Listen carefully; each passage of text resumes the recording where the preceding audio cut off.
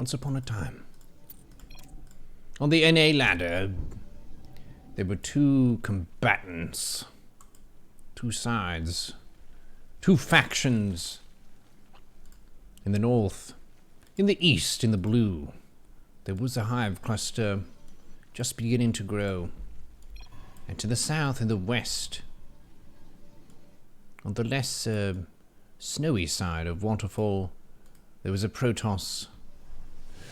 The Zerg player said, "Good luck, have fun," as a gesture of respect to their opponent. But the Protoss didn't say anything, because they didn't have a mouth with which to say words. They could only communicate psionically between each other, and not with the Zergs, who used utterances such as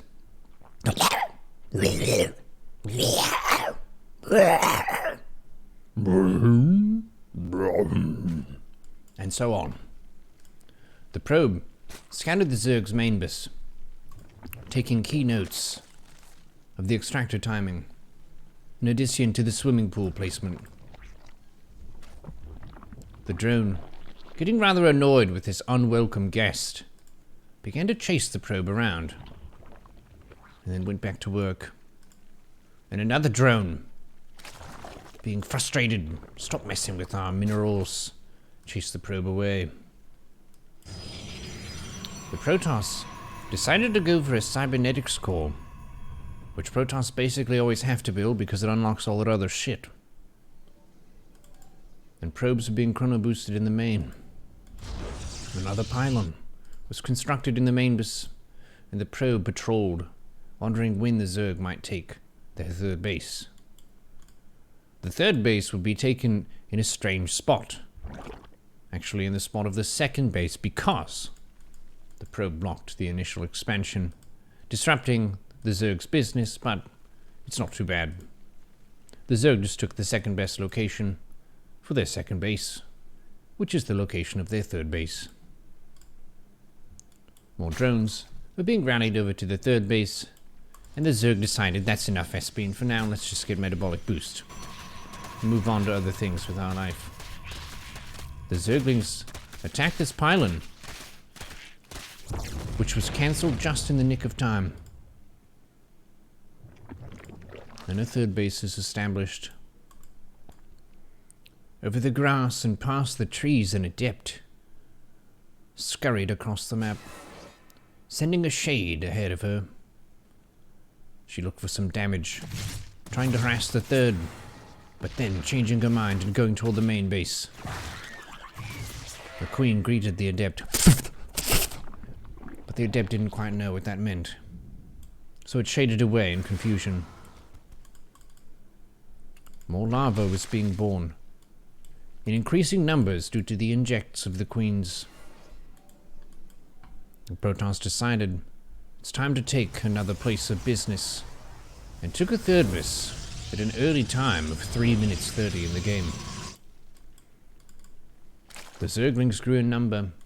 The Swarm had 29 drones to the Protoss's 34. Would it be possible for them to win with such a deficit? They would have to see, but they weren't ready to give up just yet. The Adepts killed one drone. A drone lost, which the Swarm shall not forget. Oscar the Overlord was able to peer at the Protoss base this whole time, taking key observations such as, that Adept doesn't block off that wall off very well at all, so the Ling snuck by.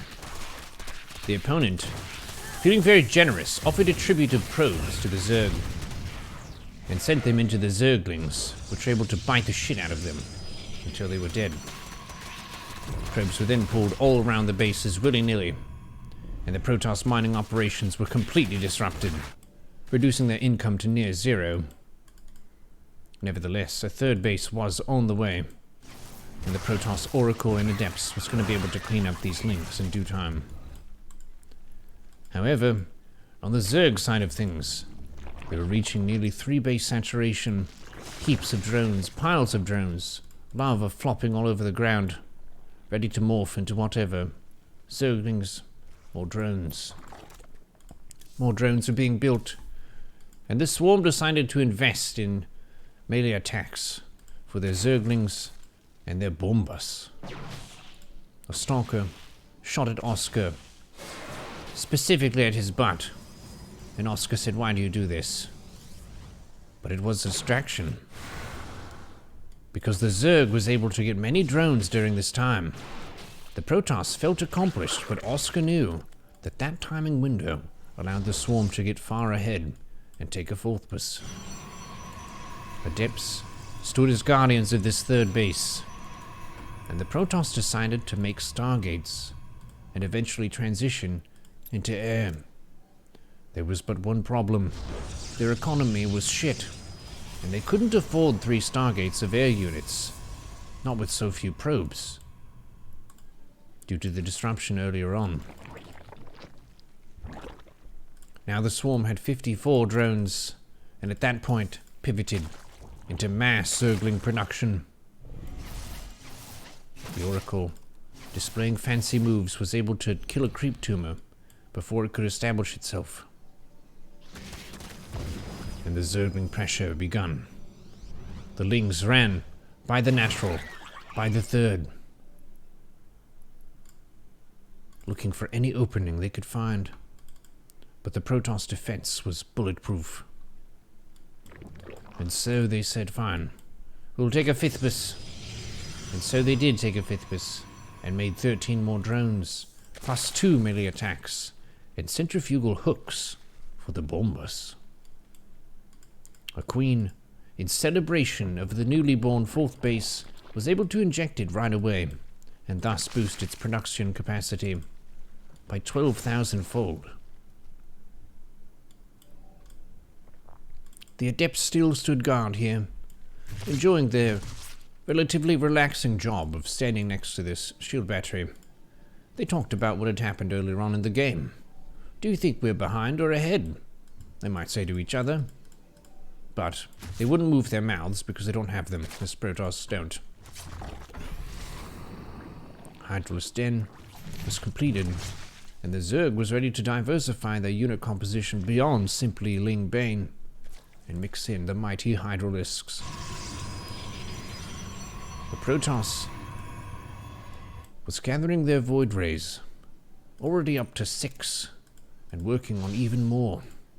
However, they failed to construct enough pylons, and took a moment of silence as they were supply blocked for quite some time. Adepts and Stalkers, poised to defend any strike that might come from the west.